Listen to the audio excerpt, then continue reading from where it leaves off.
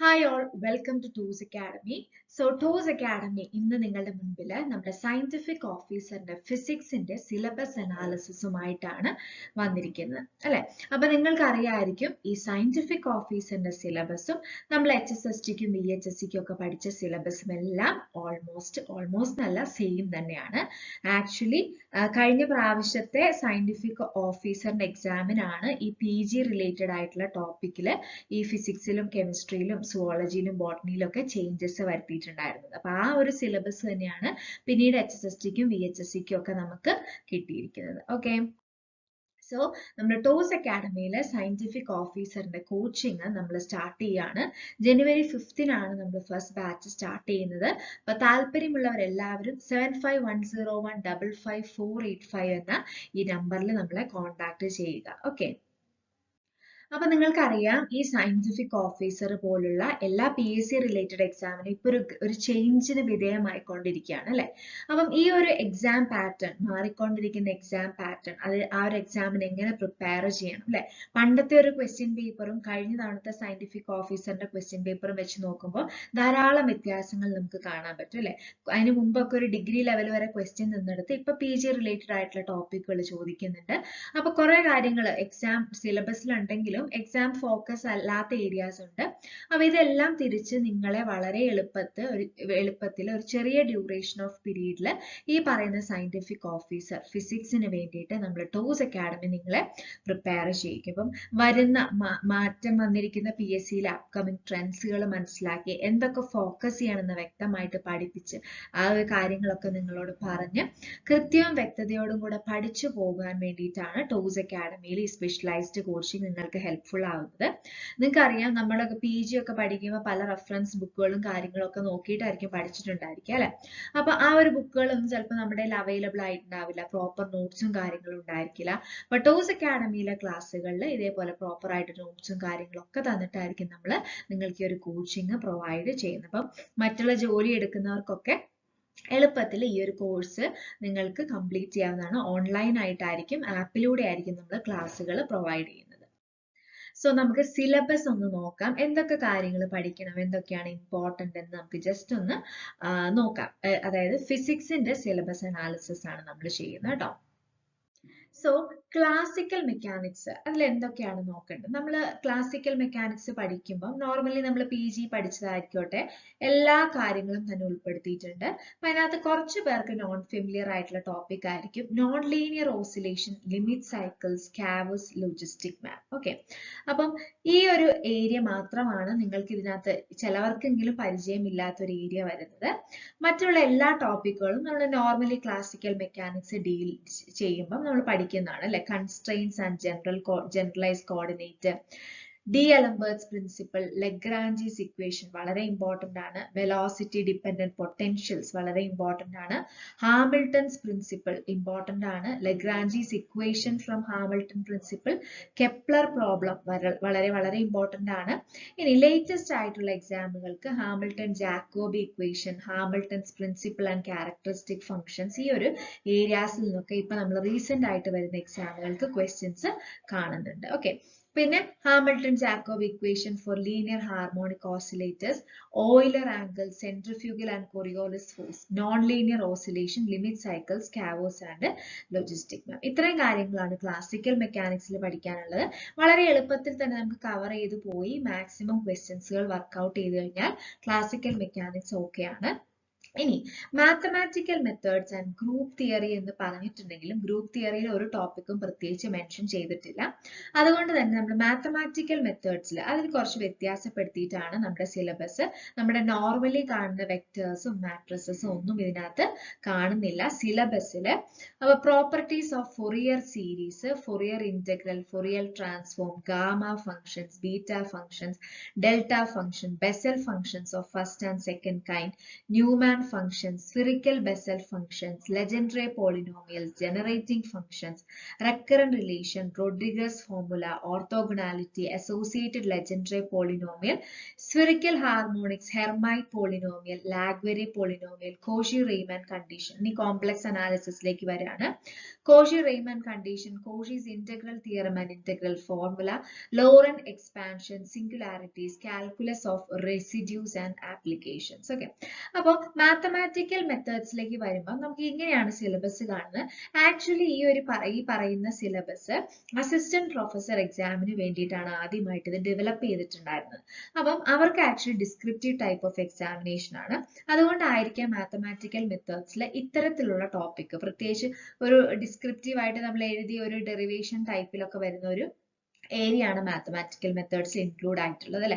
അപ്പൊ എന്തായാലും അതിനുശേഷം ഇവരെ സിലബസ് റിവൈസ് ചെയ്യൊന്നും ചെയ്തിട്ടില്ല. MCQ ടൈപ്പ് ഓഫ് എക്സാമിനും PSC ഇതേ സിലബസ് ആണ് തന്നിരിക്കുന്നത്. അപ്പൊ നമ്മൾ ഇതേ സിലബസ് തന്നെ പഠിക്കണം. ഈ കഴിഞ്ഞ പ്രാവശ്യത്തെയൊക്കെ ലാബ്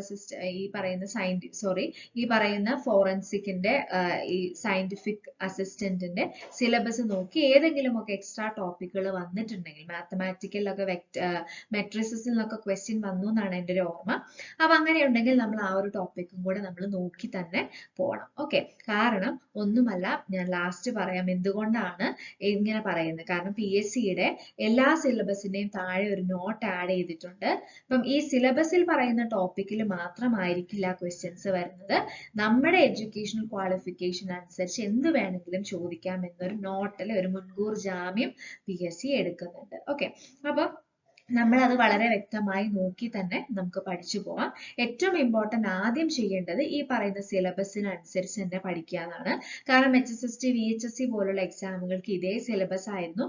ഈ സിലബസിൽ നിന്ന് മാത്രമായിരുന്നു ക്വസ്റ്റ്യൻ ഉണ്ടായിരുന്നത്. എക്സ്ട്രാ ക്വസ്റ്റ്യൻസ് ഒന്നും കാര്യമായിട്ട് ഉണ്ടായിരുന്നില്ല. ഓക്കെ, അപ്പൊ നമ്മളും ആദ്യം ചെയ്യേണ്ടത് സിലബസ് കവർ ചെയ്യുക എന്നുള്ളത് തന്നെയാണ്. അടുത്തത് ഇലക്ട്രോണിക്സ്. ഇലക്ട്രോണിക്സിൽ ഡിജിറ്റൽ ഇലക്ട്രോണിക്സ് അവർ ഉൾപ്പെടുത്തിയിട്ടില്ല. ബാക്കി ഭാഗങ്ങളാണ് നോക്കുക. Biasing of field effect trans FET as VVR and its applications, photo detectors, light dependent resistors, photodiode, PN junction, solar cells, basic operational op-amp അല്ലെ, അതിന്റെ characteristic, differential ampere, ഇതൊക്കെ important ആണ് കേട്ടോ. op-amp parameters, op-amp as inverter, analog integration and differentiation, electronic analog computation, active low filters കളുണ്ട്, active low pass filter, high pass Butterworth filters, band pass filter, op-amp based stable and monostable multi-vibrators, Schmitt trigger, amplitude modulation and demodulation circuits, comparison of signal to noise ratios, pulse code modulation, communication receivers, FM transmitters, okay, microwave system, satellite communications ഒക്കെയാണ് ഉൾപ്പെടുത്തിയിട്ടുള്ളത് ഇലക്ട്രോണിക്സിലെ ടോപ്പിക്കുകൾ. Okay, അപ്പൊ നിങ്ങൾ ഇതൊന്നും കണ്ടിട്ട് അല്ലെങ്കിൽ ഓർത്ത് tension അടിക്കേണ്ട. നമ്മൾ വളരെ അറേഞ്ച്ഡ് ആയിട്ടുള്ള സിസ്റ്റമാറ്റിക് ആയിട്ടുള്ള ക്ലാസ്സുകൾ നിങ്ങൾക്ക് എല്ലാ സബ്ജക്റ്റും എൻ്റയർ സിലബസ് കവർ ചെയ്യുന്ന രീതിയിൽ നമ്മൾ ക്ലാസ്സുകൾ പ്രൊവൈഡ് ചെയ്യുന്നുണ്ടായിരിക്കും. ഇനി ക്വാണ്ടം മെക്കാനിക്സിലേക്ക് വരുമ്പോൾ കുറച്ചൊരു PG ലെവലിൽ നിൽക്കുന്ന ടോപ്പിക്കുകളാണ് കൂടുതലായിട്ട് ഉൾപ്പെടുത്തിയിരിക്കുന്നത്. Vector spaces, Hilbert space, operators and properties, angular momentum operators, matrix representation of angular momentum operators, Pauli spin matrices, orbital angular moment. അപ്പൊ നമുക്ക് ഒരുപക്ഷെ HSST VHSC അത്രയും ഒരു ടഫിലേക്ക് ഈ ഒരു എക്സാമിന് പോവില്ലായിരിക്കും, ആ ലെവൽ ഓഫ് ക്വസ്റ്റ്യനിലേക്ക് പോവില്ലായിരിക്കും. പക്ഷെ നമ്മൾ എന്തായാലും പഠിക്കുവാണ്. അപ്പൊ നമുക്ക് കുറച്ച് എക്സ്റ്റെൻഡഡ് ആയിട്ട് തന്നെ ബേസിക് എന്നാൽ ഒട്ടും വിടാതെ തന്നെ നമുക്ക് പഠിച്ച് മുന്നോട്ട് പോകണം. ഓക്കെ, ആ ഒരു രീതിയിൽ വേണം നമ്മൾ എല്ലാ സബ്ജക്റ്റും എല്ലാ ടോപ്പിക്കുകളും കവർ ചെയ്തെടുക്കാൻ വേണ്ടിയിട്ട്. ഇനി ഒപ്റ്റിക്കൽ തിയറം ഉണ്ട്, harmonic perturbation, interaction of an atom with electromagnetic field, induced emission and absorption, and harmonic oscillator, Stark and Zeeman effect in hydrogen, Hall theory, Weyl equation, Klein-Gordon equation, charge and current densities. ഇത്രയും കാര്യങ്ങളാണ് quantum മെക്കാനിക്സിൽ ഉൾപ്പെടുത്തിയിരിക്കുന്നത്. ഇനി statistical മെക്കാനിക്സിലേക്ക് വരുമ്പോൾ entropy of mixing and Gibbs paradox. ഇത് actually ഒരു എന്തോ ഒരു സർട്ടൈൻ സെമസ്റ്ററിലെ ഒരു സിലബസ് ഇട്ടതുപോലെയാണ് നമുക്ക് ഈ സിലബസ് കാണുമ്പോൾ മനസ്സിലാക്കുക. കാരണം സ്റ്റാറ്റിസ്റ്റിക്കൽ മെക്കാനിക്സ് ഒക്കെ നമ്മളെ എൻസെമ്പിൾസിന്റെ കാര്യങ്ങളൊന്നും പഠിക്കാതെ നമുക്ക് ഒരു ഈ രീതിയിലേക്ക് പഠിച്ച് കയറി വരാൻ പറ്റില്ല അല്ലെ. നമുക്ക് ജസ്റ്റ് ആദ്യമേ ഇങ്ങനെ തുടങ്ങാൻ പറ്റില്ല. നമുക്ക് അത് ഒരു പ്രൊസീജിയറിൽ തന്നെ പോകണം. അത്യാവശ്യം അറിയേണ്ട കാര്യങ്ങൾ പഠിച്ചാൽ മാത്രമേ സ്റ്റാറ്റിസ്റ്റിക്കൽ മെക്കാനിക്സ് ഒക്കെ നമുക്ക് ഈ ഒരു സിലബസിൽ കവർ ചെയ്ത് വരാൻ പറ്റുള്ളൂ. അപ്പൊ നമ്മൾ ഇവിടെ അങ്ങനെ തന്നെയായിരിക്കും ക്ലാസ്സുകൾ എടുക്കുന്നത്. ഇത് മാത്രമേ എടുക്കുകയുള്ളൂ എന്നല്ല. കാരണം നിങ്ങൾ ഇതിലേക്ക് കൊണ്ടുവന്നെത്തിക്കാൻ സ്റ്റാറ്റിസ്റ്റിക്കൽ മെക്കാനിക്സിലൊക്കെ ബേസിക് ആയിട്ട് മറ്റു കുറച്ച് കാര്യങ്ങളൊക്കെ പഠിക്കണം. ഓക്കെ, എങ്കിൽ മാത്രമേ ഇതിലേക്ക് എന്താണ് എൻസെമ്പിൾസ് തുടങ്ങിയ കാര്യങ്ങളൊക്കെ അറിയണം. അപ്പൊ ആ ഒരു രീതിയിലായിരിക്കും നമ്മൾ ക്ലാസ്സുകൾ പ്രൊവൈഡ് ചെയ്യുന്നത് കേട്ടോ. അപ്പം ഓക്കെ, സ്റ്റാറ്റിസ്റ്റിക്കൽ മെക്കാനിക്സിൽ വരുമ്പോൾ Gibbs paradox, Liouville theorem and its cons, equipartition theorem, virial theorem, density matrix, thermodynamic behavior of ideal Bose gas, thermodynamic behavior of ideal Fermi gas, magnetic behavior of ideal Fermi gas, അതിൽ Pauli paramagnetism and lambda diamagnetism. Okay, ഇത്രയും topic ആണ് ഈ ഒരു statistical മെക്കാനിക്സിൽ ഉൾപ്പെടുത്തിയിരിക്കുന്നത്. Statistical mechanics ഒക്കെ comparatively എളുപ്പമുള്ളതാണ്. ഇനി ന്യൂക്ലിയർ ആൻഡ് പാർട്ടിക്കിൾ ഫിസിക്സ് നമുക്ക് വളരെ നന്നായിട്ട് മാർക്ക് സ്കോർ ചെയ്യാൻ പറ്റിയ ഒരു ടോപ്പിക് ആണ്. ഇതിനകത്ത് നോർമലി കണ്ടുവരാത്ത Fick's law and its validity, Debye's okay കാര്യങ്ങൾ, ഇഫിക്സ് ലോ ആൻഡ് വാലിഡിറ്റി ഒക്കെ ആക്ച്വലി നമ്മൾ കണ്ടൻസ്ഡ് മാറ്ററിൽ ഡീൽ ചെയ്യുന്നതാണ്. അപ്പൊ നമ്മളിവിടെ പഠിപ്പിക്കുമ്പോൾ അത് കണ്ടൻസ് മാറ്ററിന്റെ ഭാഗമായിട്ടായിരിക്കും എടുക്കുന്നത്. കാരണം ആ ഒരു ടോപ്പിക്കുമായി കണക്ട് ചെയ്യുന്നതാണ്. പക്ഷെ അവർ ഇതിവിടെ ന്യൂക്ലിയർ ആൻഡ് പാർട്ടിക്കിൾ ഫിസിക്സ് ഇട്ടു എന്നേ ഉള്ളൂ. അപ്പൊ ന്യൂക്ലിയർ ആൻഡ് പാർട്ടിക്കിൾ ഫിസിക്സിൽ വരുമ്പോൾ നമ്മൾ ഇത്രയും കാര്യങ്ങളാണ്: quark model, 8-fold wave, quantum chromodynamics and gluons. അപ്പൊ ഇത്രയും കാര്യങ്ങളാണ്: nuclear size, shape, mass, binding energy, semi empirical mass formula and characteristic, spin orbit interact potential, electric quadrupole moment, parity violation in beta decay, internal conversion loss and symmetries, quark model, 8-fold wave, quantum chromodynamics and gluons. അപ്പൊ ഇത്രയും കാര്യങ്ങളാണ് nuclear and particle. അതൊക്കെ നമ്മൾ വളരെ സെറ്റിനൊക്കെ prepare ചെയ്യുന്ന പോലെ തന്നെ എല്ലാ ടോപ്പിക്കുകളും ഉൾപ്പെടുത്തിയിട്ടുണ്ട്. പിന്നെ ഞാൻ പറഞ്ഞു ഇത്രയും ടോപ്പിക് നമ്മൾ കണ്ടൻസ് മാറ്ററിന്റെ ഭാഗമായിട്ട് തന്നെയായിരിക്കും പഠിപ്പിക്കുന്നത് കേട്ടോ. Fick's law and its validity, shell structure, magic numbers നമ്മൾ ന്യൂക്ലിയറിൽ തന്നെ പഠിപ്പിക്കും. Single crystal and powder diffraction, Scherrer equation, Debye Scherrer camera, applications of XRT, ഇത്രയും ടോപ്പിക്കുകൾ നമ്മൾ കണ്ടൻസ് മാറ്ററിന്റെ ഭാഗമായിട്ടായിരിക്കും എടുക്കുന്നത്. ഇനി സോളിഡ് സ്റ്റേറ്റ് ഫിസിക്സിൽ നമ്മൾ ഒരു +2 ലെവൽ തൊട്ട് തുടങ്ങുന്ന രീതിയിൽ ബേസ് എല്ലാം ഉൾക്കൊള്ളിച്ച് തന്നെയുള്ള ഒരു സിലബസ് ആണ് തന്നിരിക്കുന്നത്. Miller indices, reciprocal lattice, Brillouin zone, Einstein and Debye model of specific heat, nearly free electron model and formation of energy band, Bloch functions, Kronig Penney model, dielectric constant, local electric field, ferro electric domain, anti ferro electric, ഇതൊക്കെ വളരെ important ആണ് കേട്ടോ. Piezo electricity, ഇതൊക്കെ question ചോദിച്ചിട്ടുള്ളതാണ്.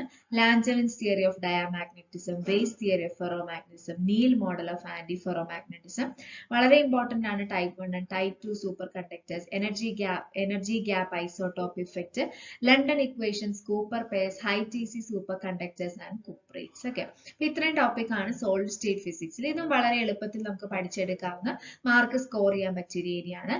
Atomic and molecular spectroscopy വരുമ്പോൾ spectrum of non rigid rotator, Born Oppenheimer approximation, normal modes and vibrations of H2O and CO2, rotational Raman spectrum of symmetric top molecules, stimulated Raman effect and inverse Raman effect, vibrational analysis of band system, D Slanders table, interaction of nuclear spin and magnetic field, Larmor precision, Mossbar spectroscopy, resonance fluorescence of gamma rays. Okay, അപ്പോൾ ഇത്രയും കാര്യങ്ങളാണ് atomic and molecular spectroscopy നമുക്ക് അത്യാവശ്യം. ഇതിനകത്ത് atomic സ്പെക്ട്രോസ്കോപ്പിയിൽ അധികം കാര്യങ്ങൾ mention ചെയ്തിട്ടില്ല. Molecular സ്പെക്ട്രോസ്കോപ്പിയിലേക്കാണ് focus കൊടുത്തിരിക്കുന്നത്.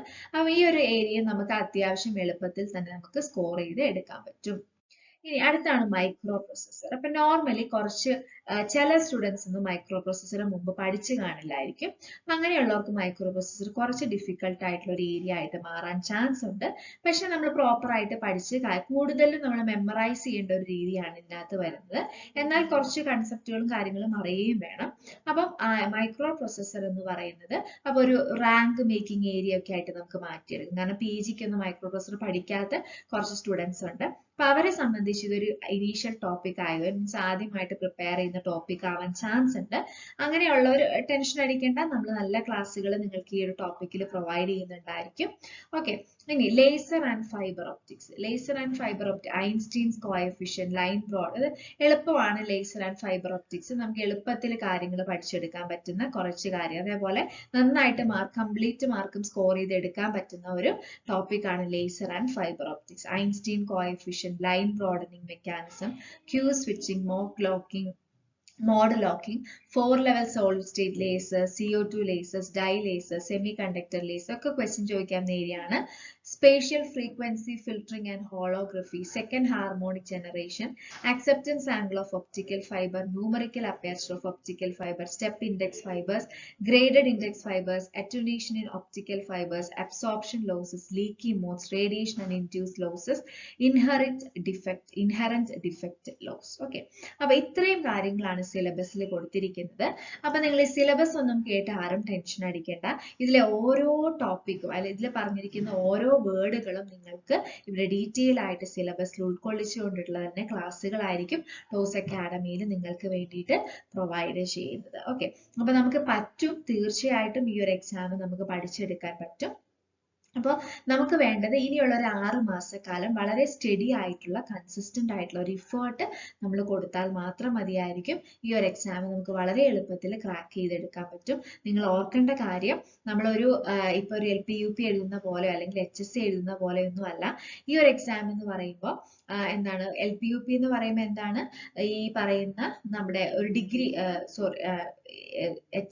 LP UP എന്ന് പറയുമ്പോൾ ഡിഗ്രി വേണം എന്നില്ല അല്ലെ. LP എന്ന് പറയുമ്പോൾ +2 ലെവലുള്ള, അപ്പൊ ആപ്ലിക്കൻസ് കൂടി. പിന്നെ UP യിലേക്ക് വരുമ്പോഴേക്കും എന്താണ് ഡിഗ്രി വേണം, KTET 2 KTET 3 ആ ഒരു ലെവലിലേക്കൊക്കെ മതി. HSA എന്ന് പറയുമ്പോൾ KTET 3 കാര്യങ്ങളൊക്കെ വേണം. അപ്പൊ ഇതൊക്കെയാണ് ടീച്ചിങ്ങിൽ അല്ലെ. അപ്പം ഇവിടെ എന്ന് പറയുമ്പോൾ എന്താണ്, ഈ ഒന്ന് നമുക്ക് ഇതേപോലുള്ള ക്വാളിഫയിങ് എക്സാമിനേഷൻ മറ്റൊന്നും സാറ്റിസ്ഫൈ ചെയ്യേണ്ട കേസ് വരുന്നില്ല. നമ്മുടെ PG റിലേറ്റഡ് ആയിട്ടുള്ള കാര്യങ്ങൾ മതി. ഇപ്പൊ BEd പഠിക്കാത്ത വിദ്യാർത്ഥികൾക്കും ഇത് അപ്ലൈ ചെയ്യാൻ പറ്റും അല്ലെ. അപ്പൊ അതൊരു നല്ലൊരു ഇതാണ്, ഒത്തിരി പേർക്ക് ഇതിനകത്തേക്ക് വരാൻ പറ്റും. പക്ഷെ വേറൊരു കാര്യമുണ്ട്, PG കഴിഞ്ഞ സ്റ്റുഡൻസ് എന്ന് പറയുന്നത് ലെസ് നമ്പർ ഓഫ് സ്റ്റുഡൻസ് ആയിരിക്കും അല്ലെ. മറ്റ് ഡിഗ്രി ഒക്കെ കഴിഞ്ഞവരെ അതിനേക്കാളും കുറവായിരിക്കും തീർച്ചയായിട്ടും PG കഴിഞ്ഞ് ഈ സബ്ജക്ട് ഡീൽ ചെയ്തിട്ട് പോയിട്ടുള്ളവര്. ഓക്കെ, അപ്പം ഇതുകൊണ്ട് തന്നെ ആപ്ലിക്കൻസിന്റെ എണ്ണം മറ്റുള്ള എക്സാം ഇപ്പൊ LP UP അല്ലെങ്കിൽ LDC പോലുള്ള എക്സാമിന്റെ അത്രയും ആപ്ലിക്കൻസിന്റെ എണ്ണം വരില്ല. അപ്പം മറ്റൊരു കാര്യം കൂടെ ഉണ്ട്, എന്താണ്, ഇതിലേക്ക് വരുന്ന ആൾക്കാരുടെ എണ്ണം കുറവായിരിക്കും. അപ്പൊ നിങ്ങൾ ശ്രദ്ധിക്കേണ്ട കാര്യം, വളരെ സാലറീഡ് ആയിട്ടുള്ള നല്ലൊരു സാലറി പാക്കേജ് ഉള്ള നല്ലൊരു ജോബാണ്, സൊസൈറ്റിയിൽ നല്ലൊരു സ്ഥാനമുള്ള, അല്ലെങ്കിൽ ആ ഒരു എന്താ പറയാ സയന്റിഫിക് ഓഫീസർ പോസ്റ്റിന് ഒരു വിലയുള്ള ഒരു ഇതാണ്. പിന്നെ പോരാത്തതിന് നമ്മുടെ ക്വാളിഫിക്കേഷൻ അനുസരിച്ച് നമുക്കൊരു ജോലി ചെയ്യാൻ പറ്റുക എന്ന് പറയുന്നത് അതിലേറെ നല്ലൊരു കാര്യമാണ് അല്ലെ. അപ്പൊ ഒത്തിരി പേരുണ്ട് ജോലി ചെയ്യുന്നുണ്ടെങ്കിലും നമ്മുടെ ക്വാളിഫിക്കേഷൻ മീറ്റ് ചെയ്യാത്തതുകൊണ്ട് സാറ്റിസ്ഫൈഡ് ആയിട്ട് വർക്ക് ചെയ്യുന്നവർ. അപ്പൊ അങ്ങനെയുള്ളവരൊക്കെ തീർച്ചയായിട്ടും ഈ ഒരു അവസരം യൂട്ടിലൈസ് ചെയ്യുക. വൺസ് ഈ ഒരു ജോലി നിങ്ങൾക്ക് കിട്ടിക്കഴിഞ്ഞാൽ പിന്നീട് നിങ്ങൾ മറ്റൊരു അല്ലെ വേറൊരു നല്ല തസ്തികയിലേക്ക് പോകണം എന്ന് ചിന്തിച്ച് ഒരിക്കലും അറ്റംപ്റ്റ് ചെയ്യേണ്ടി വരില്ല. ഇനിയൊരു എക്സാമുകൾക്ക് പഠിക്കേണ്ടി വരില്ല. അപ്പൊ തീർച്ചയായിട്ടും ഇതൊരു നല്ല അവസരമായിട്ട് കാണുക. നല്ല ഒരു ചാൻസ് ആണ്, ഒരു ഗോൾഡൻ ചാൻസ് ആണ്.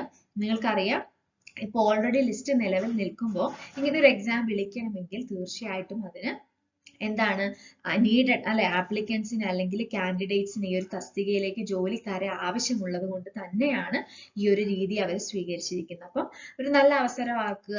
എഴുതി മുൻനിരകളിൽ കയറി കഴിഞ്ഞാൽ 3 കൊല്ലത്തിനുള്ളിൽ തന്നെ പെട്ടെന്ന് നമുക്ക് ജോലി കിട്ടിപ്പോവാനും ഇത് ഉപകരിക്കും. ഓക്കെ, അപ്പൊ all the very best. Detail ആയിട്ടുള്ള സിലബസ് അനാലിസിസ് നമ്മൾ പ്രൊവൈഡ് ചെയ്തിട്ടുണ്ട്. എന്ത് ഡൗട്ട്സ് ഉണ്ടെങ്കിലും എൻക്വയറീസും കാര്യങ്ങളൊക്കെ ഉണ്ടെങ്കിൽ 7510155485 എന്ന നമ്പറിൽ നിങ്ങൾക്ക് കോൺടാക്ട് ചെയ്യാവുന്നതാണ് കേട്ടോ. അപ്പൊ നമ്മൾ ജനുവരി 5-ന് നമ്മൾ കോച്ചിങ്, ജനുവരി 5-ന് നമ്മൾ സയന്റിഫിക് ഓഫീസറിന്റെ ക്ലാസ്സുകൾ സ്റ്റാർട്ട് ചെയ്യും. താല്പര്യമുള്ള എല്ലാവരും ആ ഒരു ടൈമിൽ തന്നെ നിങ്ങൾക്ക് ജോയിൻ ചെയ്യാൻ പറ്റും. ഡെമോ ക്ലാസ്സുകൾ കണ്ട് സാറ്റിസ്ഫൈഡ് ആണെങ്കിൽ മാത്രം നിങ്ങൾക്ക് ഒരു കോച്ചിങ്ങിൽ കണ്ടിന്യൂ ചെയ്താൽ മതിയായിരിക്കും. Okay, all the very best. Thank you.